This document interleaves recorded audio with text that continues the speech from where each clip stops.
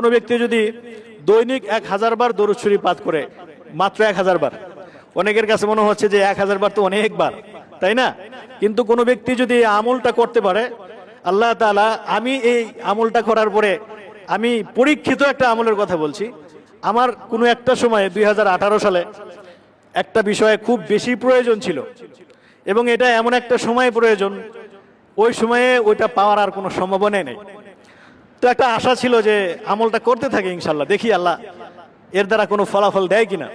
তো দৈনিক ফজরের নামাজের পরে 1000 বার দরুদ শরীফের আমল করেছিলাম। তো বেশিক্ষণ সময় লাগে নাই। তার ছোট্ট দরুদ যদি আমরা আমল করি, সাল্লাল্লাহু আলাইহি ওয়াসাল্লাম, এটা একটা দরুদ। এটা যদি কোনো ব্যক্তি 1000 বার পড়ে, খুব বেশি 25 থেকে 30 মিনিট সময় লাগে, আরো কম লাগতে পারে, আমার 25 মিনিটের মতো লাগতো। তো প্রতিদিন ফজরের নামাজের পরে এই আমলটা শুরু করলাম।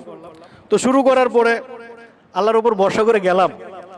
তো যাওয়ার পরে আসলে আল্লাহ তাআলা এত সহজে মানে ওই জিনিসটা আমার নসিবে দান করছেন, এটা আমি কল্পনাও করতে পারিনি, এত সহজে দান করছেন। অথচ ওইটার জন্য প্রতিযোগিতা হয়, অনেক কম্পিটিশন হয়, অনেক কিছু হয়।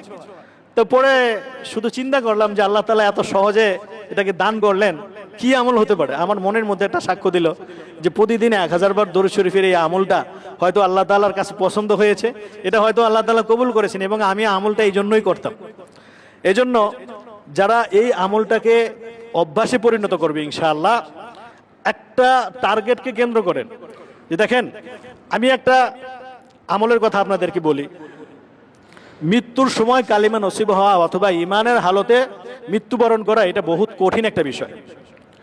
আমাদের কাছে, অনেকের কাছে এটা সহজ মনে হতে পারে, কিন্তু মৃত্যু পথযাত্রী যারা, মৃত্যুর সম্মুখীন যারা যারা হয়েছেন, একমাত্র তারা বলতে পারবেন যে মৃত্যু যন্ত্রণাটা কতটা কঠিন। হাদিসের মধ্যে আসছে, যখন একজন ব্যক্তির কাছে মালাকুল মউত সামনে চলে আসে, ঠিক তখন ফেরেশতার একটা, শয়তানের একটা টিম চলে আসে, শয়তানের একটা টিম চলে আসে যে এই ব্যক্তিকে এই শেষ মুহূর্তে যদি ঈমান হারা করে দিতে পারি তাহলে আমি সাকসেস।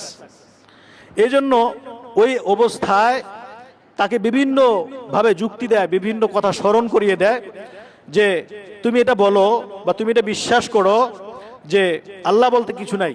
অর্থাৎ ঈমান হারা করার জন্য শয়তানের যত অপকৌশল, অপচেষ্টা, সমস্ত কিছুই সে প্রয়োগ করে দেয়।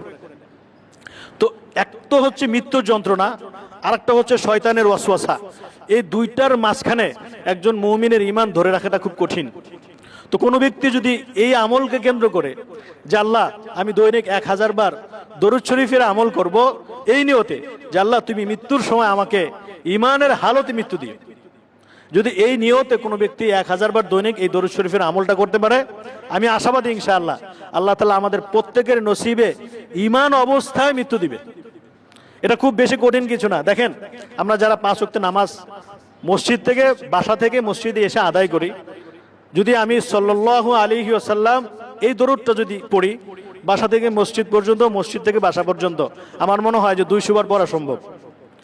যদি 200 বার পড়া সম্ভব হয়, তাহলে 5 ওয়াক্ত কয়শো বার হয়ে যায়? 1000 বার হয় কিনা? শুধু এই 5 ওয়াক্ত 1000 বার হয়ে যায়।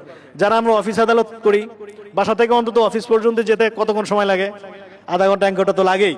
গাড়িতে বসে থাকি, গাড়িতে বসে বসে পাশের ব্যক্তির সাথে কথা না বলে আমি যদি সাল্লাল্লাহু আলাইহি ওয়াসাল্লাম পড়ি, আধা ঘন্টাও লাগবে না, 1000 বার হয়ে যাবে। বাসা থেকে মসজিদে যাই, বাসা থেকে অফিসে যাই, অফিস থেকে বাসায় আসি, এরকম ভাবে অসংখ্য সময় আমরা কিন্তু বিভিন্নভাবে অতিক্রম করি। যারা মসজিদে আসে অন্তত যদি 10 মিনিট সময় করেও পড়ি, যে আমি 5 ওয়াক্ত মসজিদেই পড়বো, মসজিদে নামাজের পরে 5 মিনিট করে সময় নিলাম, 10 মিনিট করে সময় নিলাম, 10 মিনিটে 200 বার হয়ে যায়। জোহরে 200 বার পড়লেন, ফজরে 200 বার, জোহরে 200 বার, আসরে 200 বার, মাগরিবে 200 বার, এশায় 200 বার, 1000 বার হয়ে যায় ইনশাআল্লাহ, হয় না?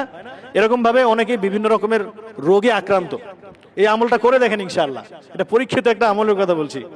অনেকে বিভিন্ন রকমের সমস্যায় জর্জরিত, এই আমলটাকে কেন্দ্র করেন যে আল্লাহ আমাকে এই সমস্যা থেকে তুমি মুক্তি দান করো, আমি প্রতিদিন 1000 বার করে দরুদ শরীফের আমল করব।